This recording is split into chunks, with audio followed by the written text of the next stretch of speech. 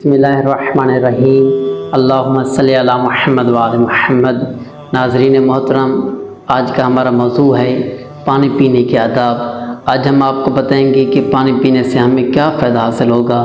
اگر ہم ان آداب پر عمل کریں گے تو وہ پانی ہمارے جسم میں مفید ثابت ہوگا اور اس سے ہمارا جو خون بنتا ہے یا باقی چیز ہوتی ہے جسم کے اعضاء میں، وہ پانی کے لیے کسی طرح سے بھی کوئی نقصان نہیں ہوگا۔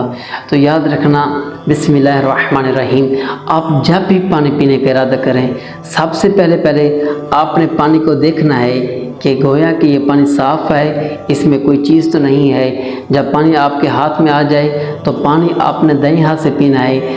پینے سے پہلے آپ نے بسم اللہ الرحمن الرحیم پڑھنا ہے، اور آخر میں جب آپ پانی پی لیں تو آخر میں آپ نے الحمدللہ کہنا ہے۔ اس کے بعد اب پانی کو چوس کر پئیں، یعنی کہ آپ اس کے پانی پینے کی لذت کو محسوس کریں۔ پانی کو 3 سانس میں پئیں، آہستہ آہستہ، گھٹا گھٹ پانی نہیں پینا۔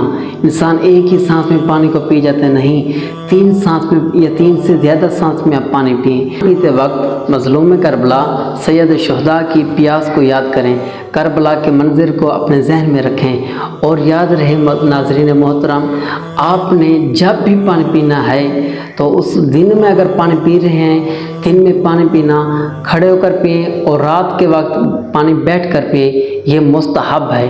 اس کے علاوہ پانی پینا ایک ایسا وقت جب آپ روغن وغیرہ کھائیں، گوشت وغیرہ کھائیں، تو اس کے بعد آپ پانی نہ پئیں۔ یہ اگر پانی پئیں گے تو وہ پانی آپ کے معدے کو جا کر نقصان دے گا، اور پانی اس وقت پیا کریں جب آپ کو یہ محسوس ہو، جب آپ کو پیاس لگے۔ اگر آپ کا پیٹ فل ہو تو اس وقت پانی نہ پئیں۔ اگر آپ اس وقت پانی پئیں گے تو آپ کو مختلف اقسام کی بیماریوں کا سامنا کرنا پڑ سکتا ہے۔ تو یہ تھے پانی پینے کے آداب۔ امید ہے آپ ان آداب پر عمل کریں گے اور صدقہ جاریہ سمجھ کر اس ویڈیو کو بھی شیئر کریں گے۔